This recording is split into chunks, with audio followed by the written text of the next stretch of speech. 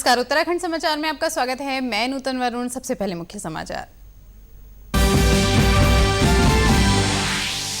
संसद में मॉनसून सत्र आज से शुरू। प्रधानमंत्री नरेंद्र मोदी ने कहा, संसद देश की सेना के साथ। केंद्रीय स्वास्थ्य मंत्री डॉक्टर हर्षवर्धन ने लॉकडाउन के फैसले को सार्थक बताया। प्रदेश में तेजी से बढ़ रहा कोरोना संक्रमण। कुल संक्रमितों की संख्या 31,000 के पार। हल्द्वानी में 6 निजी अस्पतालों में होगा कोविड-19 के मरीजों का इलाज।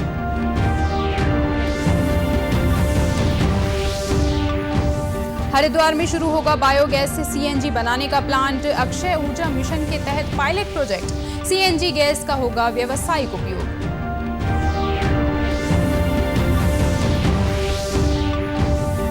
और राजाजी टाइगर रिजर्व में बाघ संवर्धन और संरक्षण के होंगे प्रयास। टाइगर रिजर्व में भेजे जाएंगे 5 बाघ। भारतीय वन्यजीव संस्थान दे रहा सहयोग। और अब समाचार विस्तार से। संसद का मॉनसून सत्र आज से शुरू हो गया है। कोरोना संक्रमण को देखते हुए सत्र का आयोजन 2 पालियों में किया जा रहा है। संसद का मॉनसून सत्र शुरू होने से पहले आज सुबह संवाददाताओं से बातचीत में प्रधानमंत्री नरेंद्र मोदी ने कहा कि मॉनसून सत्र विशेष परिस्थितियों में हो रहा है और सांसदों ने कोरोना संकट के दौरान कर्तव्यों के निर्वहन का रास्ता चुना है। प्रधानमंत्री ने कहा कि संसद में कई महत्वपूर्ण मुद्दों पर चर्चा होगी। वातावरण में संसद का मानसून सत्र आज प्रारंभ हो रहा है। कोरोना भी है, कर्तव्य भी है और सभी सांसदों ने कर्तव्य का रास्ता चुना है। प्रधानमंत्री ने विश्वास व्यक्त किया है कि देश की संसद एक स्वर से सीमा की सुरक्षा कर रहे बहादुर सैनिकों के साथ मजबूती से खड़ा होने का संदेश देगी। उन्होंने कहा कि सैनिक देश की सीमाओं की रक्षा में डटे हैं और सभी सांसद सैनिकों के समर्थन में एकजुट हैं। आज जब हमारी सेना के वीर जवान सीमा पर डटे हुए हैं, जिस विश्वास के साथ वो खड़े हैं, मातृभूमि की रक्षा के लिए डटे हुए हैं, सदन के सभी सदस्य एक स्वर से, एक भाव से, एक भावना से, एक संकल्प से वो संदेश देंगे, सेना के जवानों के पीछे देश खड़ा है। सदन को संबोधित करते हुए केंद्रीय स्वास्थ्य मंत्री डॉक्टर हर्षवर्धन ने कहा, कोविड-19 के प्रसार को रोकने के लिए देश ने मिलकर लड़ाई लड़ी है। उन्होंने इस संक्रमण को रोकने के लिए सरकार के कदमों की जानकारी देते हुए कहा कि भारत इस महामारी को प्रभावी ढंग से नियंत्रित करने में सफल हुआ है। उन्होंने कहा कि देश में संक्रमण से होने वाली मृत्यु दर लगभग 1.65% है, जबकि विश्व में ये 3.2% है। उन्होंने कहा कि सरकार के समय से उठाए गए कदमों के कारण संक्रमण को देश की आबादी के प्रति 10 लाख पर लगभग 3,000 तक सीमित रखा जा सका है। The Government of India undertook the COVID-19 challenge with the highest level of political commitment. The nationwide lockdown, a bold decision undertaken by the government, duly involving community, initiated as self-imposed Janta curfew as per the call given by the Honorable Prime Minister, is testimony to the fact that India has collectively stood up to manage COVID-19 and successfully blunted the aggressive progression of COVID. प्रदेश में corona संक्रमण तेजी से बढ़ रहा है। कल रात जारी हेल्थ बुलेटिन के अनुसार प्रदेश में रिकॉर्ड 1,637 नए मरीज सामने आए हैं। देहरादून जिले में कल कोरोना संक्रमितों के अब तक के सर्वाधिक 623 मामले सामने आए। अब प्रदेश में कुल एक्टिव केसेस 10,397 हैं और 414 कोरोना संक्रमितों की मृत्यु हो चुकी है। प्रदेश में अब तक 21,040 लोग रिकवर हो चुके हैं। वहीं कोरोना के बढ़ते संक्रमण को देखते हुए हल्द्वानी में 6 निजी अस्पतालों को कोरोना इलाज की अनुमति दे दी गई है। इन सभी निजी अस्पतालों को कुल बेड संख्या के 25% बेड कोरोना संक्रमित मरीजों के लिए रिजर्व रखकर उनका उपचार करना होगा। मुख्य चिकित्सा अधिकारी डॉक्टर भागीरथी जोशी ने बताया कि शासन के निर्देश पर निजी अस्पतालों को यह अनुमति दी गई है। चयनित किया गया। पूर्व में भी 6 चिकित्सालय जिलाधिकारी महोदय के द्वारा चयनित किए गए थे। उन्हीं चिकित्सालयों में आदेशित किया गया है कि अपने निर्धारित बेडों में से 25% को आइसोलेटेड बेड बना के वहाँ पर ट्रीटमेंट की सुविधा दें और गाइडलाइन जो है ऊपर से जारी हुई है उसी के अनुरूप काम करेंगे। देहरादून में बाहर से आने वाले लोगों को बॉर्डर पर ही कोरोना टेस्ट कराने की सुविधा होगी। इसके लिए उन्हें भुगतान करना होगा। देहरादून के जिलाधिकारी आशीष श्रीवास्तव ने बताया कि देहरादून के आशा रोडी बॉर्डर पर सैंपलिंग की जाएगी। निजी लैब संचालकों के साथ वीडियो कॉन्फ्रेंसिंग कर उन्होंने निजी लैब प्रबंधकों को स्पष्ट निर्देश दिए कि आईसीएमआर की गाइडलाइन के अनुसार ही सैंपलिंग करते हुए तत्काल पोर्टल पर संबंधित का विवरण संकलित करें। कल से मुझे पूरी उम्मीद है कि आशा रोडी बॉर्डर के ऊपर जो है हमारा सैम्पलिंग जो है वो प्राइवेटली भी शुरू हो जाएगी। जो लोग अगर अपना सैंपल करा करके नेगेटिव रिपोर्ट लेके आते हैं वो आ सकेंगे इजीली, और जिनके पास नहीं होगी वो वहीं बॉर्डर पे ही उनके टेस्ट को कराया जाएगा। सारे लोग हैं जो कंटेनमेंट जोन के बाहर पॉजिटिव आ रहे हैं, उनके कंटेनमेंट जोन के बाहर पॉजिटिव आने की वजह से हम वहाँ पे भी एक स्टिकर लगा रहे हैं कि इस घर से जो पोस्टर हैं कि घर में लोग जो हैं वो आइसोलेशन में हैं। वहीं स्वास्थ्य विभाग ने कोरोना से बचाव के लिए उपयोग में लाई जा रही आइवरमेक्टिन औषधि के प्रयोग के लिए निर्देश जारी किए हैं। साथ ही कोविड अस्पताल में भर्ती मरीजों की देखभाल के स्तरों के मानकों को भी निर्धारित किया गया है।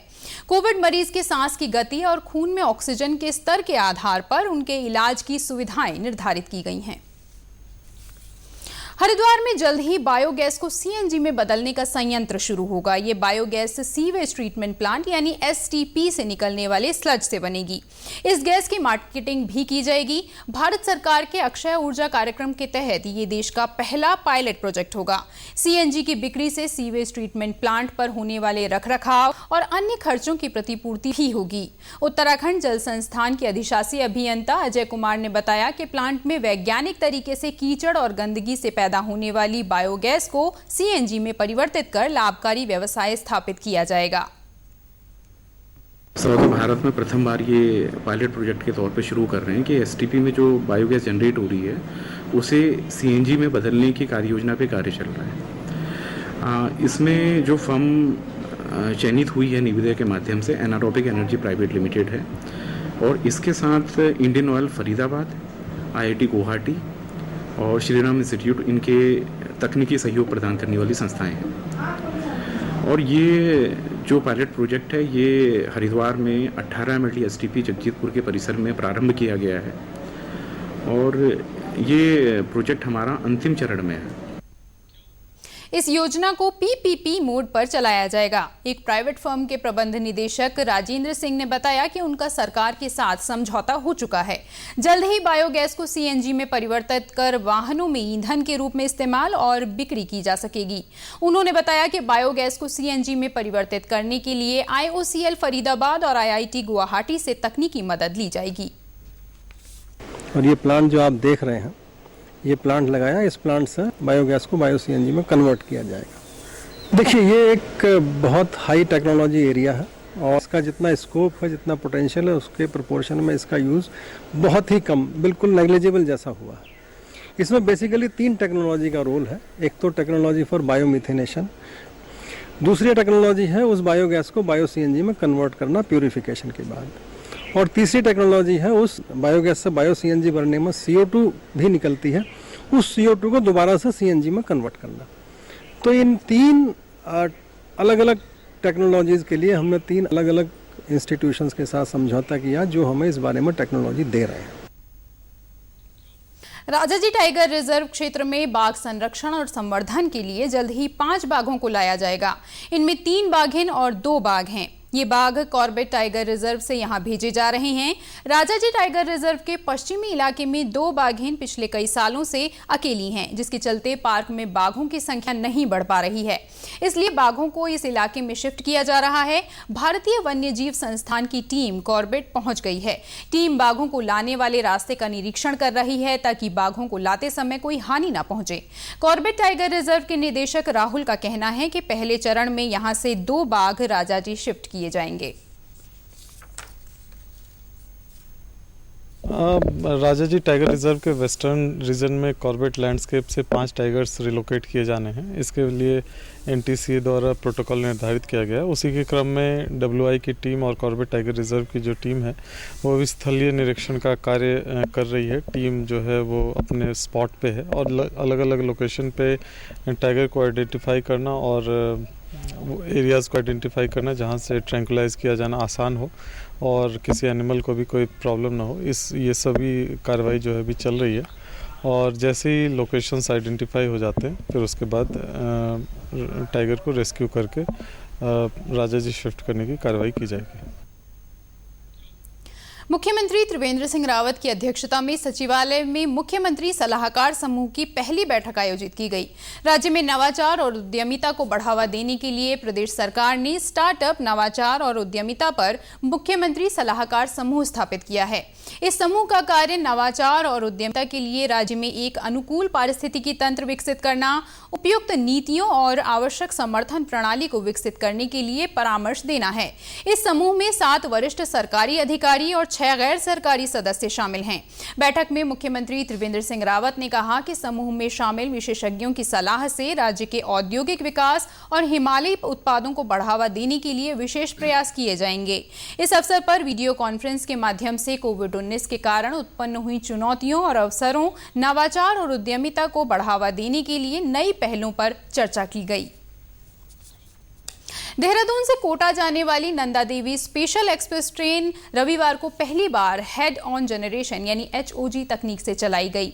मुरादाबाद रेल मंडल में HOG से संचालन वाली ये पहली ट्रेन है। HOG तकनीक से डीजल पर होने वाला भारी भरकम खर्च भी बचेगा और पर्यावरण संरक्षण भी होगा। इलेक्ट्रिक इंजन में नई HOG तकनीक का प्रयोग किया गया है। इस तकनीक से इंजन के साथ साथ बोगियों को भी ओवरहेड लाइन से बिजली मिलेगी। अभी इलेक्ट्रिक इंजन वाली ट्रेनों में बोगियों को लाइट देने के लिए डीजल चालित जनरेटरों का उपयोग किया जाता है। HOG तकनीक से डिब्बों में AC चलाने के साथ ही लाइट, पंखे और अन्य बिजली की जरूरतों को भी पूरा किया जाता है। मुरादाबाद मंडल के DRM तरुण प्रकाश ने बताया कि मंडल में HOG तकनीक से फिलहाल एक ही ट्रेन चलाई जा रही है। भविष्य में ट्रेनों के परिचालन में अधिकाधिक इसी तकनीक का उपयोग किया जाएगा। उन्होंने बताया कि इस तकनीक से पर्यावरण प्रदूषण को कम करने में मदद मिलेगी। उधम सिंह नगर जिले के गदरपुर ब्लॉक के मजरा हसन गांव को मॉडल ऊर्जा दक्ष ग्राम चुना गया है। ऊर्जा संरक्षण के उद्देश्य से केंद्रीय विद्युत मंत्रालय का ऊर्जा दक्षता ब्यूरो हर जिले में एक मॉडल ग्राम का चयन कर रहा है। योजना के तहत गांव में लगे पारंपरिक बल्ब, ट्यूबलाइट्स और पंखों को बदलकर कम ऊर्जा खपत वाले उपकरणों के उपयोग को बढ़ावा दिया जाएगा। मॉडल ग्राम में आने वाले खर्च का वहन केंद्र सरकार उठाएगी। उरेडा के उप मुख्य परियोजना अधिकारी रमेश चंद्र पांडे ने बताया कि अनुसूचित जनजाति बाहुल्य क्षेत्र होने के कारण इस गांव का चयन किया गया है। भारत सरकार के ऊर्जा मंत्रालय के अंतर्गत ब्यूरो ऑफ एनर्जी इफिशियंसी के द्वारा जो है प्रदेश में जो है प्रत्येक जनपद के अंदर एक मॉडल ऊर्जा दक्ष ग्राम को चयन करने का निर्णय लिया गया था पूर्व में, जिसके अंतर्गत हमने अपने जनपद में विकासखंड गदरपुरी के राजस्व ग्राम मजरा हसन का चयन किया है। हम लोग का इसमें उद्देश्य यह है कि लोगों को ऊर्जा संरक्षण के बारे में जागरूक करें। जो उनके पारंपरिक बल्ब, ट्यूबलाइट, पुराने पंखे आदि लगे हैं उसको सरकार की योजना के तहत गांव वालों से बिना कोई पैसा लिए हुए उसको बदलें। उत्तराखंड के समाचारों में बस इतना ही। चलते चलते मुख्य समाचार एक बार फिर। संसद में मॉनसून सत्र आज से शुरू। प्रधानमंत्री नरेंद्र मोदी ने कहा, संसद देश की सेना के साथ। केंद्रीय स्वास्थ्य मंत्री डॉक्टर हर्षवर्धन ने लॉकडाउन के फैसले को सार्थक बताया।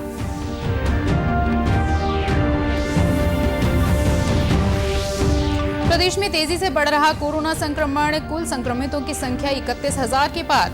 हल्द्वानी में 6 निजी अस्पतालों में होगा कोविड-19 के मरीजों का इलाज।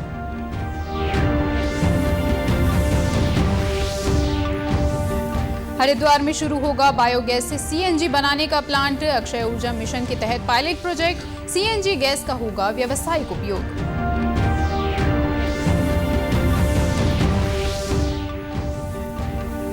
और राजाजी टाइगर रिजर्व में बाघ संवर्धन और संरक्षण के होंगे प्रयास। टाइगर रिजर्व में भेजे जाएंगे 5 बाघ, भारतीय वन जीव संस्थान दे रहा सहयोग। उत्तराखंड की खबरों के लिए आप हमसे सोशल मीडिया पर भी जुड़ सकते हैं। हमारा ट्विटर हैंडल है DDNews_देहरादून। हमारा फेसबुक पेज है DD न्यूज उत्तराखंड और हमारे YouTube channel DD news Uttarakhand को भी आप सब्सक्राइब कर सकते हैं। इसी के साथ समाचार समाप्त हुए। नमस्कार।